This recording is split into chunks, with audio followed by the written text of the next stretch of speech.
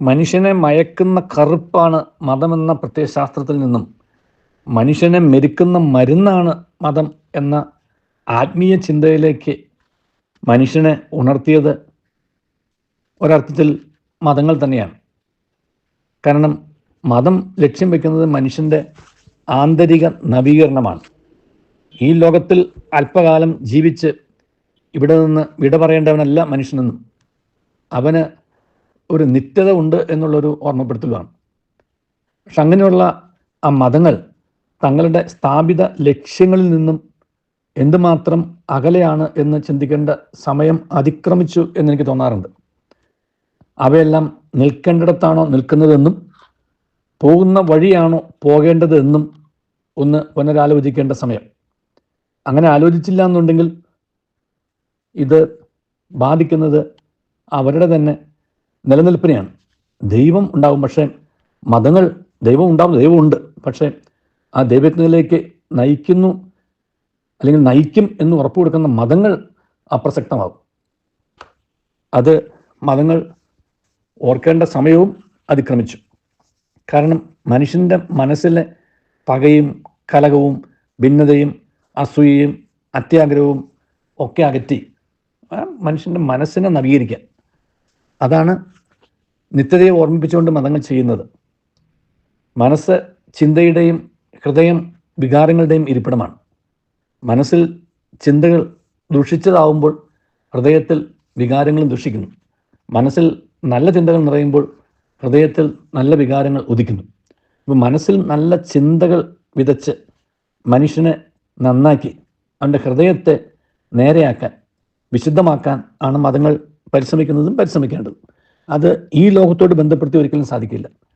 അതുകൊണ്ട് തന്നെയാണ് മതങ്ങളുടെ ഉദ്ദേശ ലക്ഷ്യം എന്ന് പറയുന്നത് തന്നെ ഈ ലോകത്തിലെ നിലനിൽപ്പോ ജീവിതമല്ല, അത് സമുദായങ്ങളോ സംഘടനകളോ ആണ് നോക്കുന്നത്.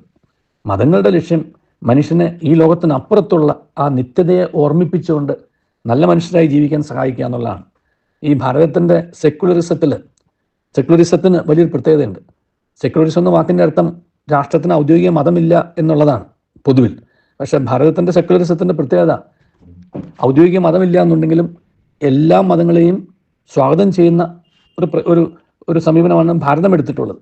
കാരണം മതങ്ങൾക്ക് മനുഷ്യനെ നന്നാക്കാൻ കഴിയും, അതുപോലെ മതങ്ങൾക്ക് മനുഷ്യനെ കൂടുതൽ ഉത്തരവാദിത്തമുള്ള പൗരന്മാരാക്കി തീർക്കാനും കഴിയും എന്ന് ഈ രാഷ്ട്രം വിശ്വസിക്കുന്നു. അത് ഭരണഘടനയിൽ പ്രഖ്യാപിച്ചിട്ടുണ്ട്. അതുകൊണ്ടാണ് പ്രൊഫസ്, പ്രാക്ടീസ്, പ്രൊപ്പഗേറ്റ് 3 മൗലിക അവകാശങ്ങളും ഭരണഘടനയിൽ എഴുതി വച്ചിട്ടുള്ളത്. പക്ഷേ അങ്ങനെ വിശ്വസിക്കുന്ന വിശ്വാസ പ്രമാണങ്ങൾ ജീവിതത്തിൽ പരിശീലിക്കാതെ എങ്ങനെ അവ പ്രചരിപ്പിക്കാൻ പറ്റും? ജീവിതത്തിൽ അവ ജീവിച്ച് കാണിച്ചു കൊടുത്താൽ മാത്രമേ പ്രചോദനം ഉണ്ടാവുകയുള്ളൂ, അല്ലെങ്കിൽ പ്രബോധനമായിട്ട് നിൽക്കും. പ്രചോദനമില്ലാത്ത പ്രബോധനമാണ് മതങ്ങളുടെ ഇന്നത്തെ കാപട്യം. ഈ പണ്ടത്തെ ഒരു വലിയ ചൊല്ലുണ്ട്, where the vision is 1 year, cultivate flowers. Where the vision is 10 years, cultivate trees. Where the vision is eternity, cultivate people. മതങ്ങൾ ഈ 3ാമത്തെ തലത്തിലാണ് പറയേണ്ടത്. അവരുടെ വിഷൻ ഇറ്റേണിറ്റിയാണ്. അപ്പോൾ മനുഷ്യനെ നന്മയിലേക്ക് നയിക്കാൻ അവർക്ക് കഴിയണം. നന്മയിലേക്ക് നയിക്കാൻ കഴിയണമെന്നുണ്ടെങ്കിൽ മതം അതിൻ്റെ ഉദ്ദേശ ലക്ഷ്യം ആത്മീയത മാത്രമാണെന്നും ആത്മീയതയുടെ തലത്തിൽ നിന്നുകൊണ്ട് മാത്രമേ മനുഷ്യനെ നന്നാക്കാൻ കഴിയൂ എന്നുള്ള ആ ഉറച്ച വിശ്വാസത്തിൻ്റെ അടിസ്ഥാനത്തിൽ ആത്മീയ മനുഷ്യനാക്കി മാറ്റാനുള്ള ചിന്തകളും ശൈലികളും മതങ്ങൾ അവതരിപ്പിക്കണം. അവ അവതരിപ്പിച്ചില്ല എന്നുണ്ടെങ്കിൽ അവയുടെ നിലനിൽപ്പ് അപ്രസക്തമാകും എന്നുള്ള അപായ സൂചനകൾ ഇന്ന് സമൂഹത്തിലുണ്ട് എന്ന് മത നേതാക്കന്മാർ മറക്കാതിരിക്കുക.